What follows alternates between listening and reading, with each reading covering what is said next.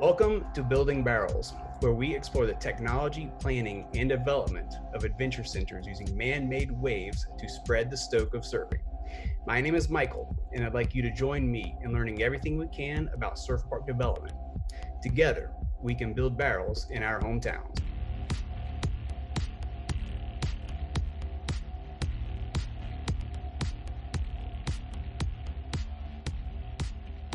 All right, I'm excited about our guests today.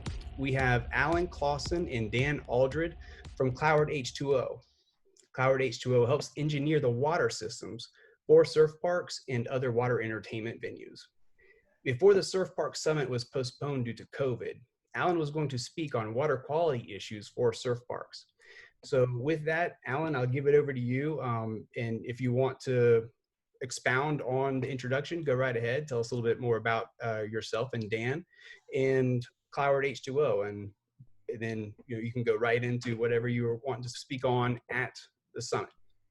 Okay, thanks, Michael. Yeah, this opportunity is great. We appreciate it, and look forward to talking with everyone more about all the opportunities that are out there. There's certainly a lot of demand for surf in general, but in our business, what we've been doing for 40 years plus is developing and making these really fantastic aquatic recreation centers real. Anything from people's backyards literally to some of the largest, most involved and complex and iconic water attractions in the world. Many of the projects we've done are featured in television shows and and all the travel brochures and all the fancy places everyone wants to go.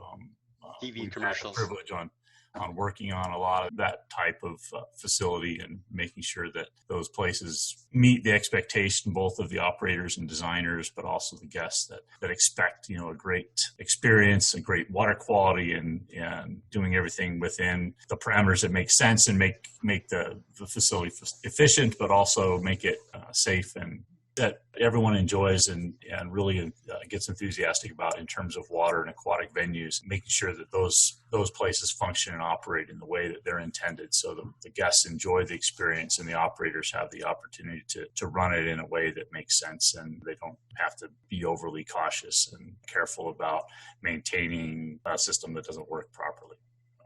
So you guys deal specifically with the water quality, or you're just engineering the whole system? Can you go a little bit more into the way we term that is generally we do all things water. So anything from the structural systems that hold the water, the pool shell, all the appurtenances that go with the pool shell, everything that you see on the public, as well as everything underground, right? The plumbing systems, the electrical systems, the filtration, water quality, chemical control, all those things having to do with both containing, pumping, pushing the water where it needs to go, making sure it falls in the way we want it to do, and circulates and has the quality. For sure. Gotcha. And so that deals with a lot of the filtration and making sure that there aren't any brain-eating amoebas and that kind of stuff in it? Yeah, absolutely. So, we think about water treatment in terms of four general topics. One thing you have to do in any water treatment system, in any pool or body of water, is you have to circulate it. You have to make sure it's mixed, it's clean, it's effectively treating all of the water. And then secondly, you have to filter. You have to get the pieces and parts out, right? All the dust that falls in, the pollen, the bird poop and feathers and Band-Aids and everything else that comes off of out of the air, out of the environment, or off of people when they're in the water. And then we have to sanitize that water. We have to kill any microorganisms that are living in it, algae, but also bacteria, viruses, anything that might be able to live and survive in that water. And then we have to oxidize and destroy the other contaminants, the oils and things that get in the water from, again, people's bodies or from the environment. Gotcha. Is that all done on site, or is there ever any time where you have to pump all the water out and then redo it all over again?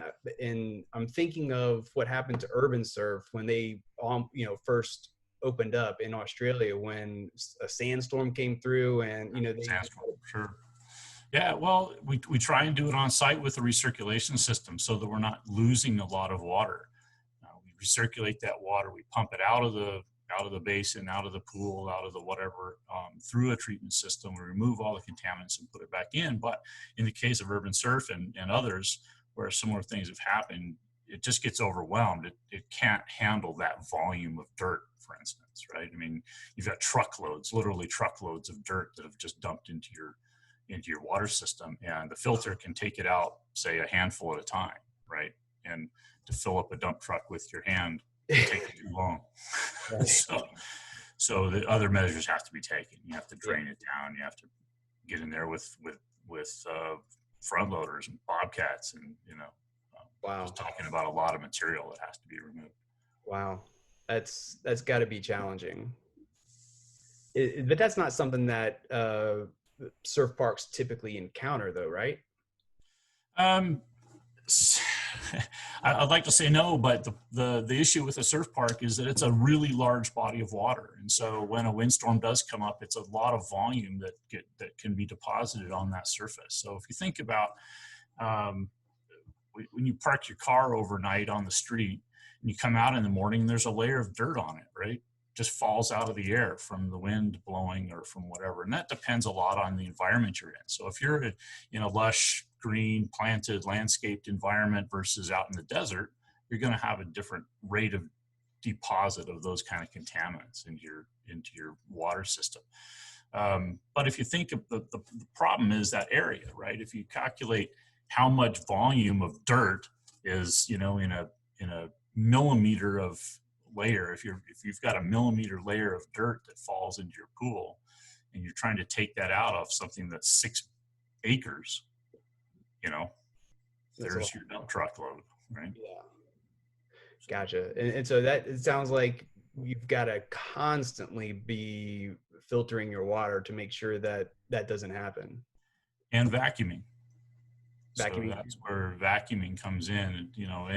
Any kind of body of water is going to get sediment that falls to the bottom, and it's going to accumulate. We can't catch it all through the filters, right? The filters are going to pull out what's suspended in the water and traveling through the pipes. But the stuff that actually falls to the bottom, it has to be either suspended and taken to the filter or vacuumed off of that surface. Okay. Is the vacuuming something different than compared to what you guys do in the filtration system? Is like vacuuming the water something totally different? Yes and no, right? So there can be a standalone vacuum system that goes about. There's robotic vacuum systems, large format robotic vacuums that you put in there, and it'll vacuum half an acre an hour, right? And so you put it in overnight, and it takes care of getting everything off the bottom.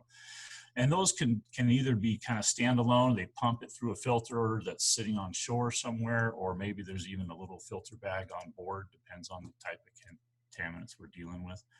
Or it can be connected to your filtration system. So it acts as a mobile drain, essentially, and it runs around the pool and then pumps everything into your filtration system, and then your filtration system takes it out of the water.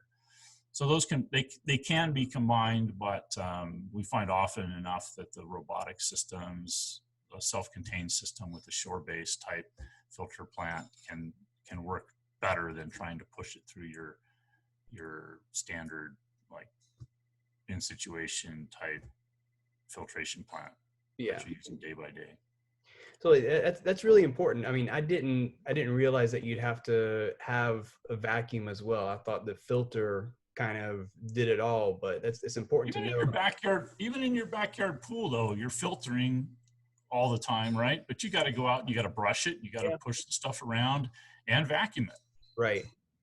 Because of that material doesn't make it to the drain. Yeah. Interesting.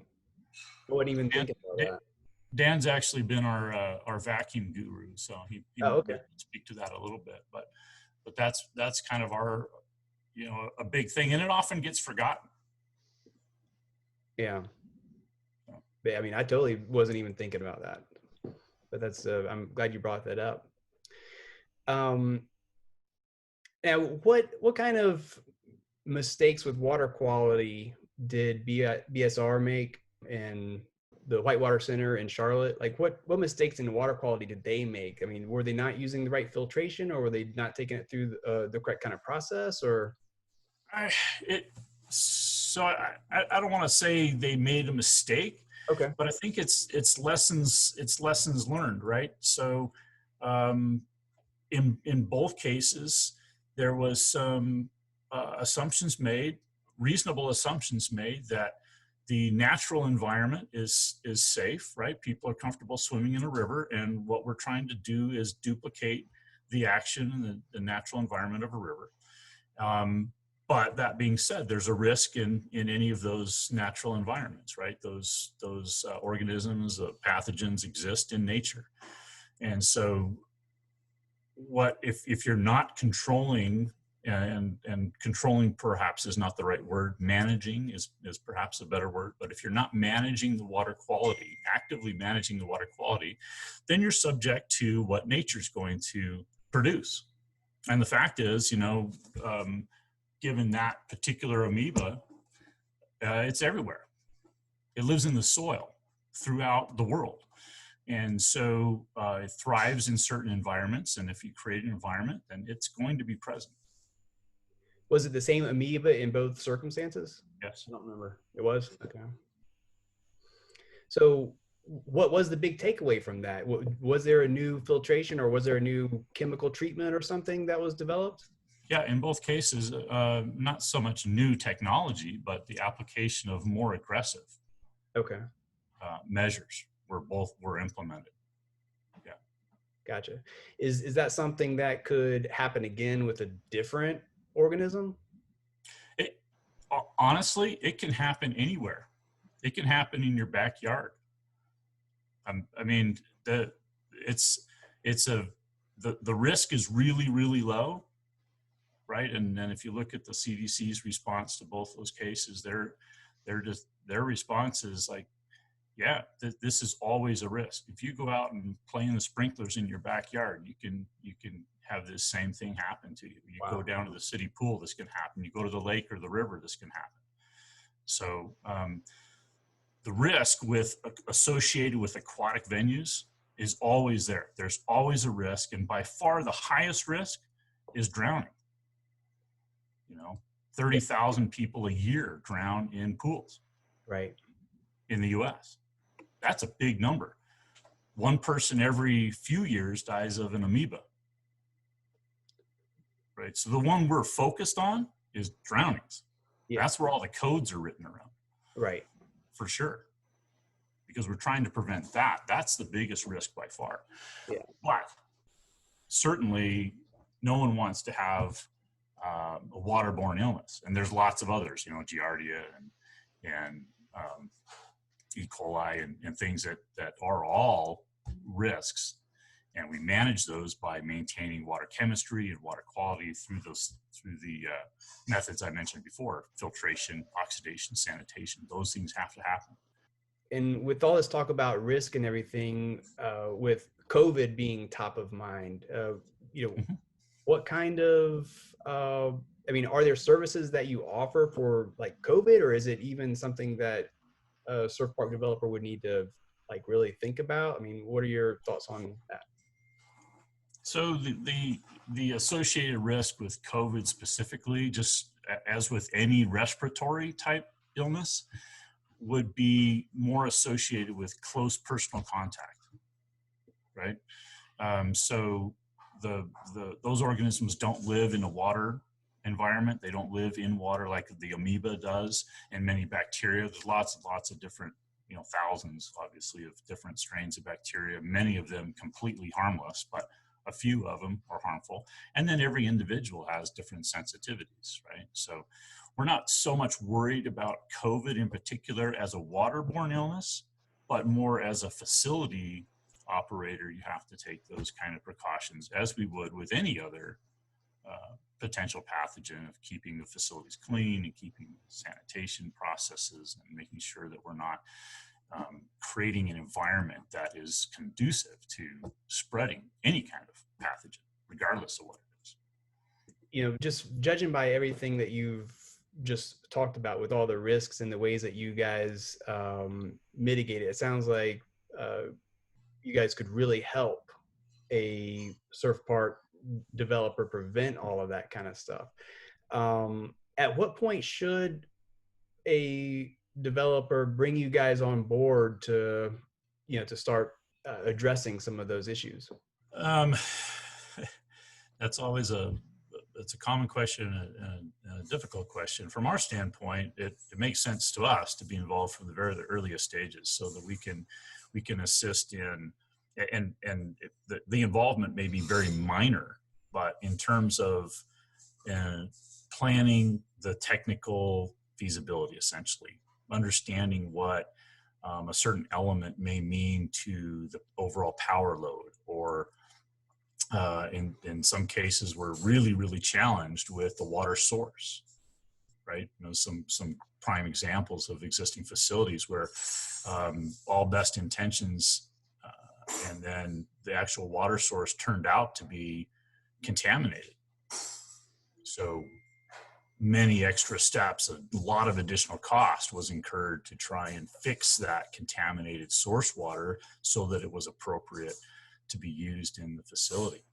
And then you have issues of disposal as well. So we like to say from an old engineer that worked with for a while, he used the term gazintas and gazatas, which is kind of catchy, but you got to look at everything that goes into your facility, from water and power and wind. And if you build it next to a dairy farm, you're going to have to deal with a dairy farm next door. If you build it next to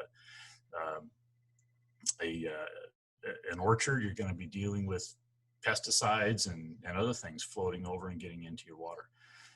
If you build it in the desert, you're going to be dealing with sandstorms. If you build it in the tropics, you're going to be dealing with heavy rainfall. So all those things go into and are considered in the design. We haven't found a way to design a facility that can just be plopped in anywhere you please and have it be the same from one time to the next. Too many constraints. Yeah. Do you feel like that's the most important value that you bring to a project, in terms of all that planning, like looking at the location and the water sources and trying to mitigate all that? Is that the value that you bring, or maybe you could that is a value, but like I said, I think that involvement is actually relatively minor. It's important. Okay. At the first steps, there's not a lot of cost or a lot of time even associated with it, but making sure that you understand what you're getting into before you get into it. When you lock down a piece of land, you want to know that piece of land is going to work. And if we have a constraint like really bad water quality coming in, you want to know that beforehand. What are some of the common sources of the water that you see, or what are the best sources of water? Dan, do you want to address that? I mean, this related to some of the work we were doing recently in Mexico. Yeah, sure. Involved in. You guys can hear me, right? Yep. Okay. Yeah. So obviously, I mean, you got your natural sources of rain. Anytime that you have a large body of water, the rain that can accumulate on that can stack up pretty quick. So you have to consider that for sure. But a lot of the projects we do come from well water. Some wells are deeper than others, and some have contaminants that you have to deal with immediately and remove before you can even put them into your lake. Some of the well water that we've been doing on certain projects is brackish. So it's close to the ocean, so it has a very high level of salinity to it. And of course, there's always the temperature gradients. You've got water coming in at all different kinds of temperature, depending on where you're at. And then some of the projects have, just city water, which is great. It's been treated and chlorinated, and it's good quality coming in. Expensive. Expensive though. Yeah. So one of the projects we worked on uses all rainwater. It's not connected to city water at all, and they've got 18 million gallons that all comes from nature. And we helped develop a system that reclaims that rainwater and pre-treats it, and then can be used in the system and recycled. Was that inland? Yes. Yeah, I remember reading about that. It sounded like a great system. So you guys are the ones that engineered all that. Yes. Yeah, we certainly helped with that. Yeah. Yeah, that's awesome. Dan, you had mentioned the city water. I'm guessing that might be the best but most expensive source of water. Are there any other ones that are good that's less expensive than city water? I guess wells would be, deep water wells would be your next best. Okay.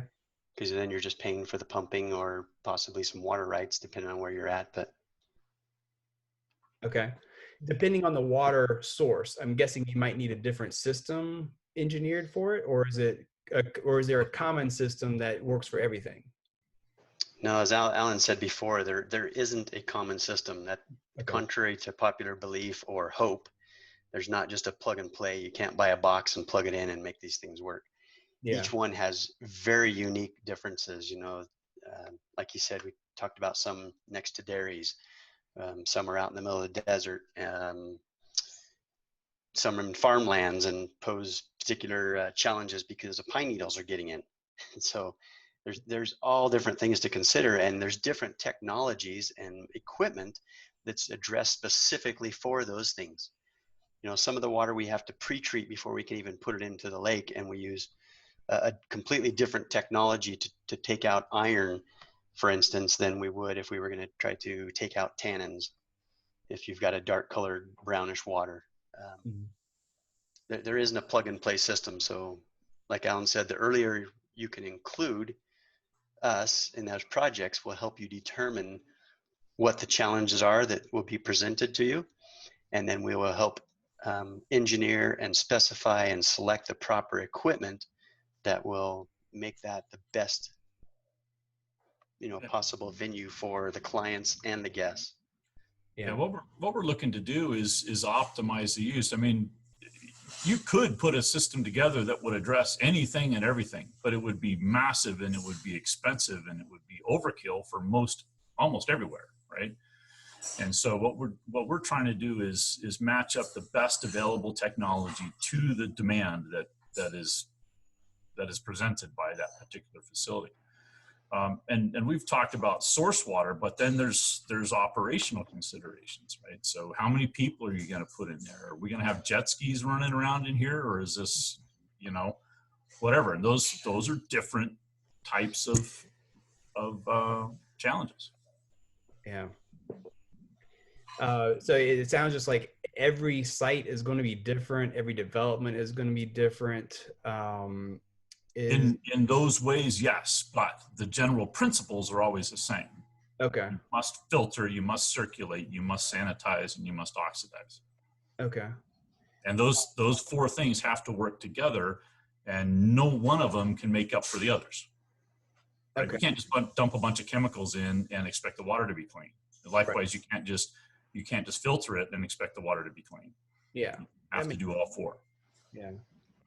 Well, with no formula to follow, like what are some good ways that a developer can kind of plan on this kind of stuff? I mean, is it just call you guys and let you guys start to handle it? Or is there like something that you can actually, maybe not tangible, but something that a developer can keep in mind through the initial process or throughout the whole process? So the early on stuff isn't for the engineering. The early on meetings and the discussions and the water sampling and figuring out where the source water is and where we're going to dump the wastewater, those are all just to guide. So we use those to help the client put together the best possible venue. for that particular area or environment. Once we kind of agree on some of these terms and the technologies that will be used, then the engineering begins, then the construction drawings all happen. Then we can hand a package to a builder or developer, and they can build it and know at the end or that it's going to work, that it's going to be safe for the people who are using it, that it's going to be operationally effective for the client, that they're not spending too much money on power or water. It's really a complex thing, but like Alan said, in the end, it just comes down to those 4 things. And it's so to be aware of it. The first part is, don't oversimplify it. I think that's the thing I can say. A lot of times, people will come in and say, well, all we're gonna have to do is, treat the water. That's simple. We'll figure that out later, right? And then they worry about the other things. I mean, there's a lot of moving parts, right? There's the whole business plan to put together and the financing side and all that stuff. It's easy to forget the things that are underground. Right. And if you forget the things that are underground, though, it'll come back and bite you. Yeah. Bite you hard. Yeah, Because one thing we've noticed, if they're put in wrong, you can't fix it. Wow. Right? You Yeah. can redo your landscaping. You can put a different restaurant in. You can change your parking lot. You can hire some different people to manage, whatever. But the stuff that's underground, it's there to stay, unless you want to dig everything back up. Does the water filtration and treatment, is that underground? Is that under the pool? Well, I mean, all the piping is, yeah. Yeah. Okay. You got to get water transported from one place to the other. So to fix it, if it's wrong, is digging up. Do you have to dig up the whole pool? or is it What just part of the pool are you going to pick? Right? It's challenging. Yeah, it's really challenging. well, what about the maintenance of all of it? If you've do the pipes need to be maintained, or just the systems? How costly is that? Is that a pretty significant factor? You would typically have an operations team, right? 2 or 3 people that are trained in operating and maintaining that equipment. And so it is a full-time job for a few people. And they would, monitor the operation of the system, make sure the pumps are operating properly, the filters are doing their job and they're being cleaned properly, the chemical dosing is right, and all the parameters are being measured. The health department's going to want to come and inspect this stuff. They're going to want to see your records. You got to keep records of all of it. So those people that's your biggest cost, right? Is employing that team. And then the equipment itself, it more or less takes care of itself unless something goes wrong, right? So you have to be there to monitor it, because if something goes wrong, it's wrong and it shuts down your entire facility. Wow. So you got to stay on top of it. Yeah. Yeah, that's definitely a pretty big consideration too, because you want to make sure to maintain it well so that you don't have to come in and dig it back up. Yep. Or something like that. Yep. And so is the training part, is that something that you guys do, or do you need to go ahead and hire somebody who's already been there, done that? Or there's not many people that have been there and done that. So, okay. But yeah, I mean, we would, as part of our services, we would design and help the contractor. We don't build it ourselves, but we would assist the contractor that is putting together, make sure they put it together correctly, would go and start up, would do all the tuning and make sure everything's working the way it's intended, and train the operator on how to use all that equipment. And then we're a resource, obviously, long term. People can call up and say, hey, this happened. We had this unexpected occurrence, and how do we deal with it? What can you help us with? So yeah, we're certainly there to do that. Gotcha. And does it require like a tune-up every year or anything like that, or is it just as long as you maintain it, you're fine?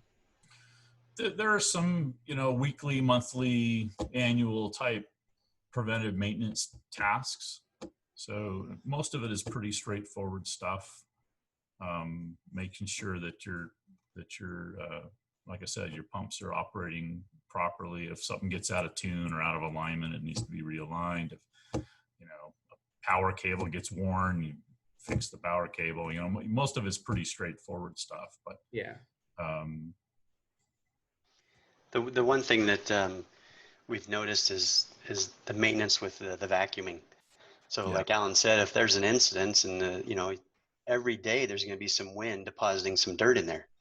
If you've got some vacuums going on that on a daily or at least every other day kind of basis, it stays on top of it. But if you wait 2 or 3 months and you've got a couple inches of silt built up, the vacuum's not going to cut it. And as Alan said, over, you know, a 5-10 acre lake, you have truckloads of dirt that you have to remove. Yeah. Do you think that that's like the one big thing that you have to do for maintenance more so than anything else? Yep. Vacuum is by far the heaviest maintenance task. By far. Yeah. I mean, imagine the work, right? If you have to do this manually, and many of these facilities have done this, right? You shut down and you've got to clean it. What do? You have to hire an army of guys. Right. You got to have like 100 guys with mops and buckets out there cleaning for a week. Yeah. To get it clean, because it's just a huge area. Right.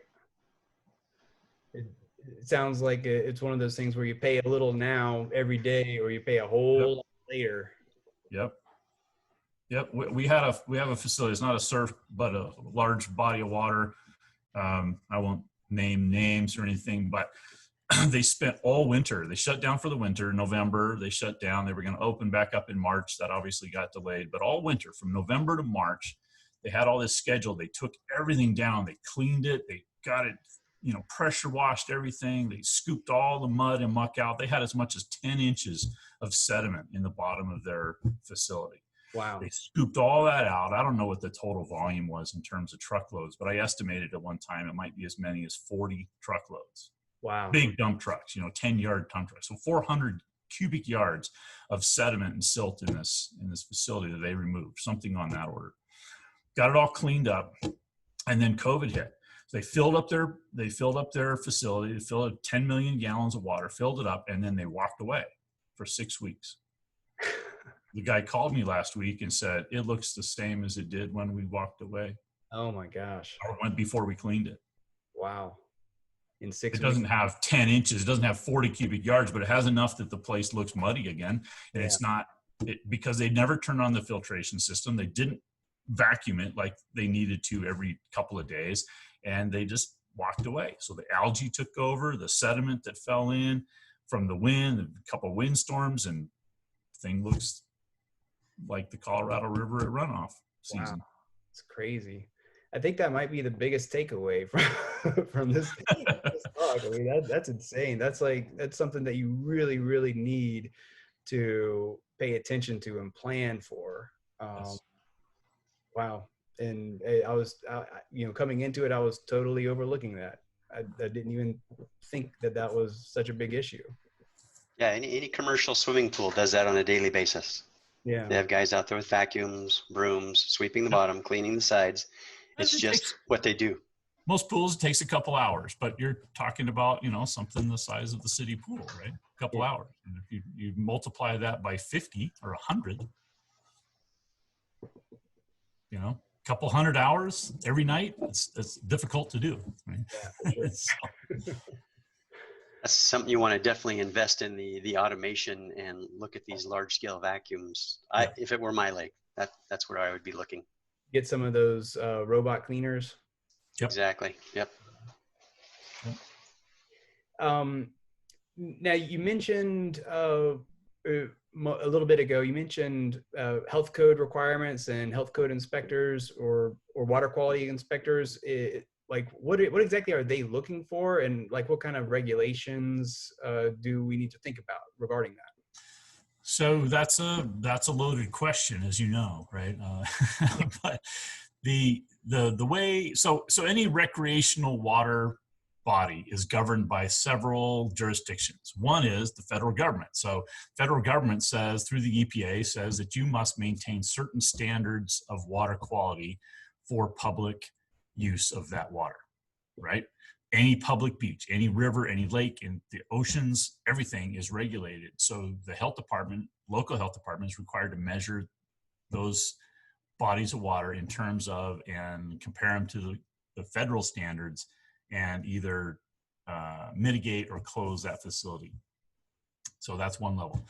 The local health departments, state by state, and sometimes county by county, even city by city, have additional regulations, right, that they're required to follow. So every state has a swimming pool code, for instance. And all those, every one of them are different all across the country, right?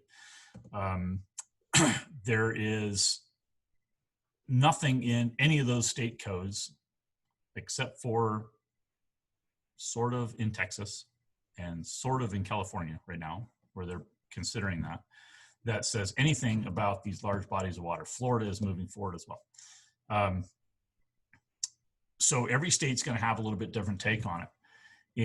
In our last few years, we've been working pretty heavily with many of the different state on the state level of the health departments to try and get some recognition of the fact that this surf venue is different than, very different than the water park in town, or the local swimming pool or whatever. And it should not have to follow the same regulations and codes that the swimming pools do.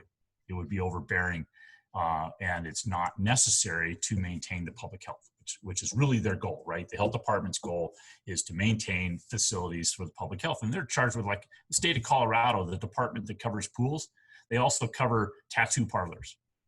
So their jurisdiction is tattoo parlors and swimming pools, right? And so every state's different, right? They're going to approach it from a different viewpoint. There is a federal initiative through the CDC and the EPA. Well, the CDC is part of the EPA, but it's driven by the CDC, called the Model Aquatic Health Code.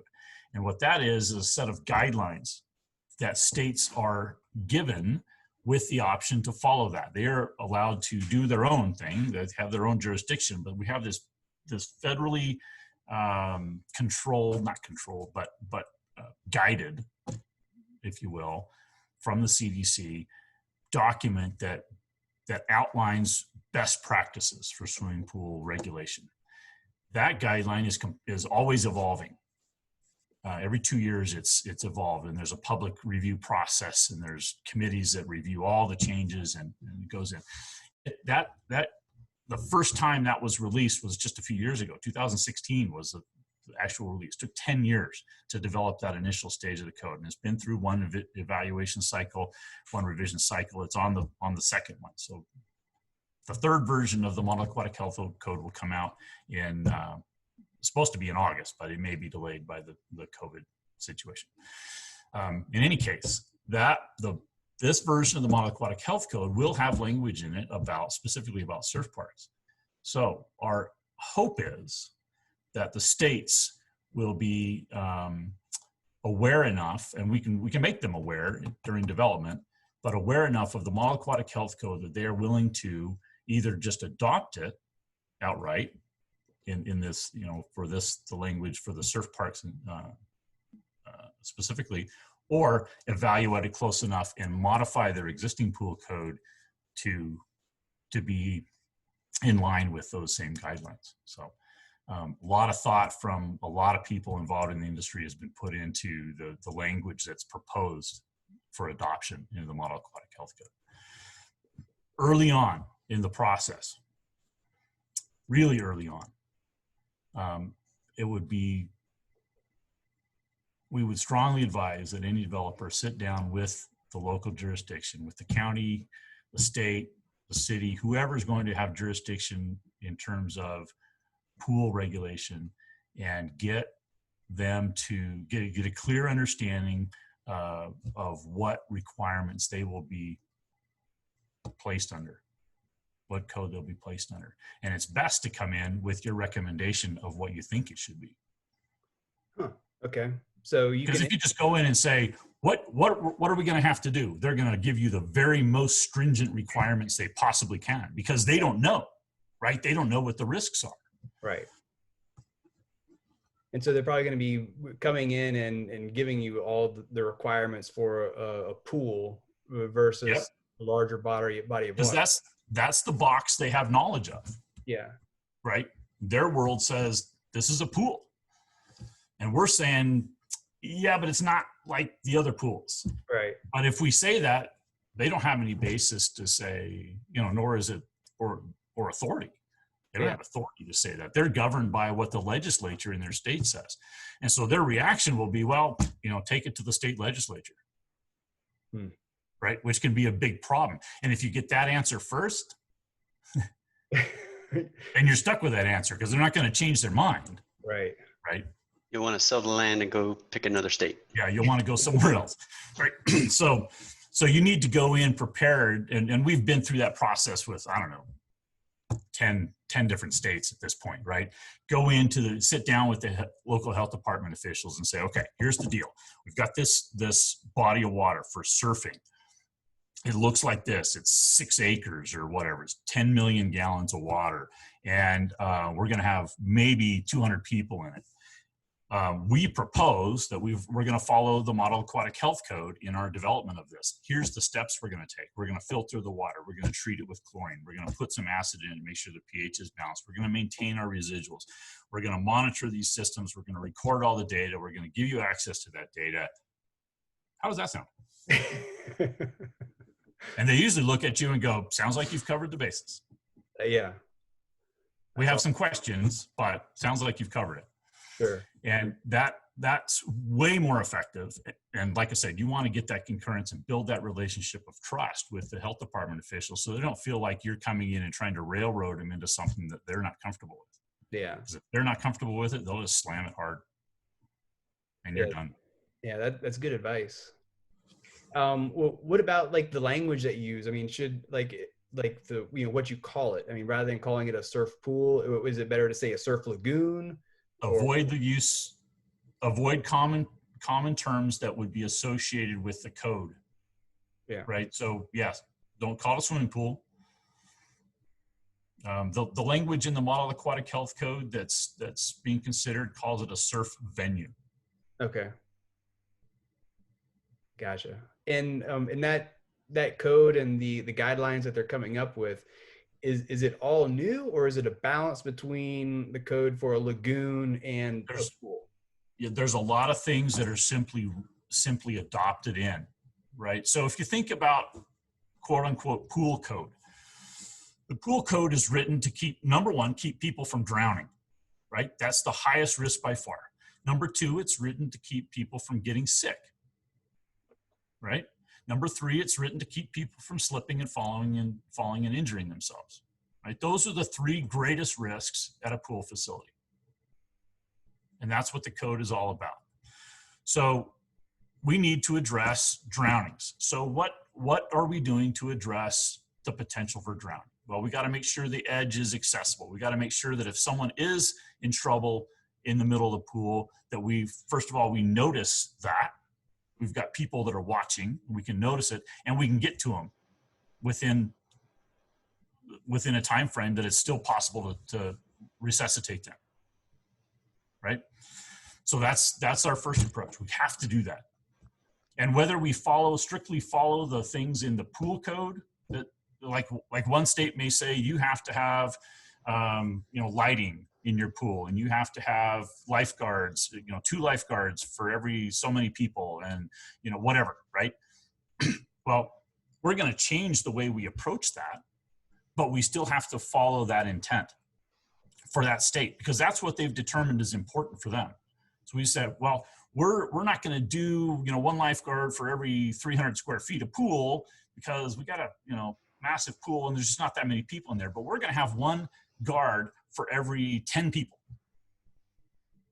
right? With a minimum of 2 guards, but there will always be at least 1 for every 10 people, and a minimum of 2. And if you lay that out, they go, okay, well, that makes sense. That meets the intent of what we're going to say. Okay, we'll approve that. And then you go on and say, okay, how are we preventing recreational water illness, RWIs? How are we preventing bacteria? How are we preventing pathogens and amoebas and whatever else? We don't use the amoeba word either, right? That's another one. We don't use the A word. But how do we prevent those pathogens? How do we make sure that we're not creating an environment that's conducive to them living and thriving so that people are at risk of receiving that? Well, we're going to circulate the water. We're filtering it, removing the contaminants that the pathogens could use as food or as a home, right? Dirt in the bottom of your pool is a home for bacteria. They hide there, they grow there, they thrive there. You got a lot of organic matter, you got a lot of leaves falling in your water, that's food for those organisms. We're going to remove all that. We're going to get rid of that. We're going to filter. We're going to oxidize it. We're going to kill, destroy the other contaminants in the water that could be a food source.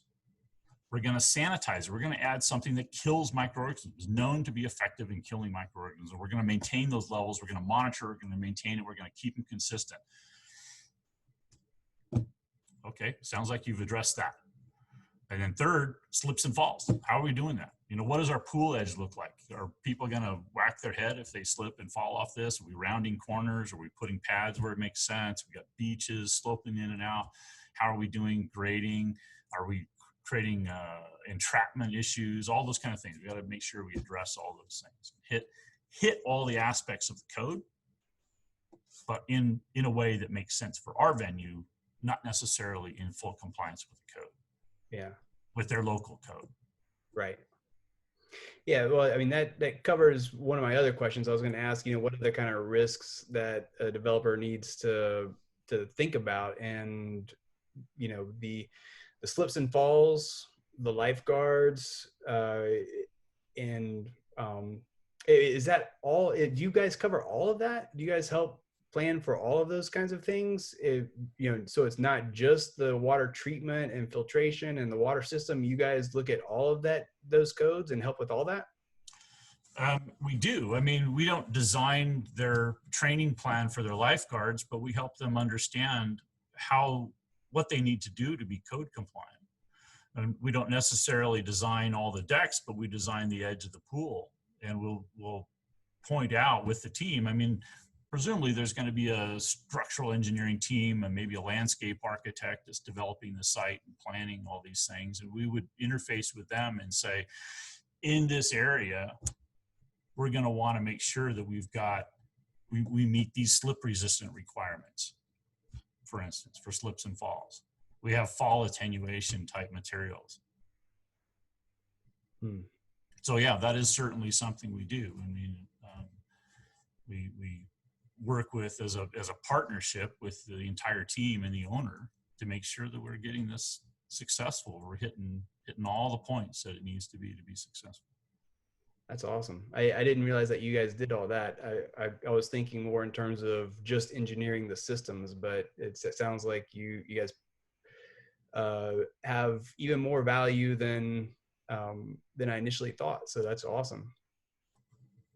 Well, we're coming up on the hour, and like I had mentioned, I wanted to be careful of your time and cognizant of it. And so do you have any parting thoughts? I don't know, Dan, you got something? Came off maybe something that we're just seeing a little bit of, just as far as trends go. You go to all the effort to make this gigantic water lagoon lake kind of thing, and the usage of that, it can be extended much further than surfing. You know, there's many hours to the day, and there's a lot of other activities you can have.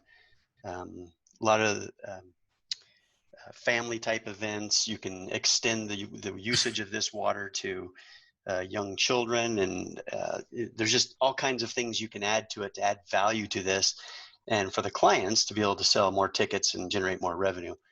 And so it's good to keep an open mind with that respect, that if you just build it just for surfing and there's just pro surfers there, you're going to have a very limited market. Yeah. Well, Dan, on that, you know, if you guys have time, what are some common things that you guys would encourage a developer to try to incorporate in that plan? It's going to be based on the developer, right? And whether this is in a kind of a retail family type environment, or if it really is more of an adventure zone. You know, Snowdonia has done a wonderful job of that. They've got blobs that you can jump on. They have zip lines. They have rock climbing walls and cliff jumping areas and things you can do other than surfing that don't interfere with the surfing, and yet utilize and have more ticket sales for that body of water to help cover the cost. And then obviously the people are learning, or, you know, that retail is a big portion of this, to bring people in for restaurants so they can watch all these activities, even if they don't participate in them. One thing you see a lot is, you know, little Johnny wants to go surfing, but more than anything, he wants his parents and his grandma and grandpa to be able to say, oh, that was so good. And so you want to be able to create an environment where families can at least watch if they're not participating, and there's something for them to do in the downtime. You know, as little Johnny's getting suited up and get his surf lessons, you want to have a nice, comfortable place for the parents, grandparents to sit and relax and get a drink or get a sandwich or something.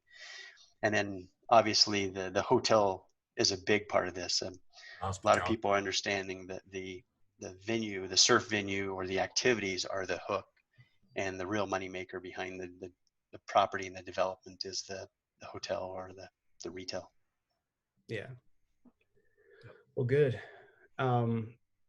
Well, we're right at an hour, so I want to go ahead and wrap things up. So Alan, Dan, I appreciate you guys coming on and meeting with me and talking about the water quality, your company, and, you know, what you can do to help a surf park developer throughout the whole process. And you really demonstrated the value that you bring, especially getting involved early on and helping with the initial planning, as well as all the engineering and thoughts on addressing, you know, all the different code and health regulations and all that. So you can really see what kind of value you bring. And to any surf park developers out there, I encourage you to reach out to them and get them involved early in the process. Alan, you know, how can they meet? How can they reach out to Cloward H2O and you guys? Well, probably the easiest thing, just easiest to communicate in this way anyway, is just go to our website, clowardh2o.com. It's CLOWARD H2O.com.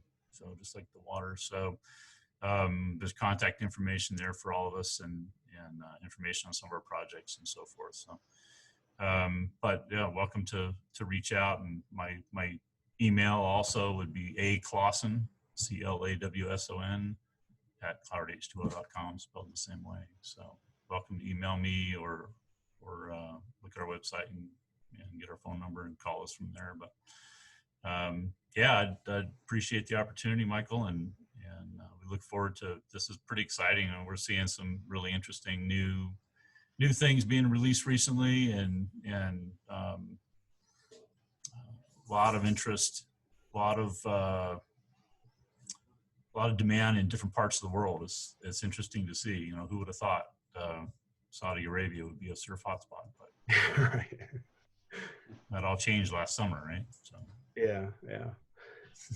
You mentioned any new things coming on. Like what kind of new stuff have you seen? I'm just talking about in terms of technology providers and right.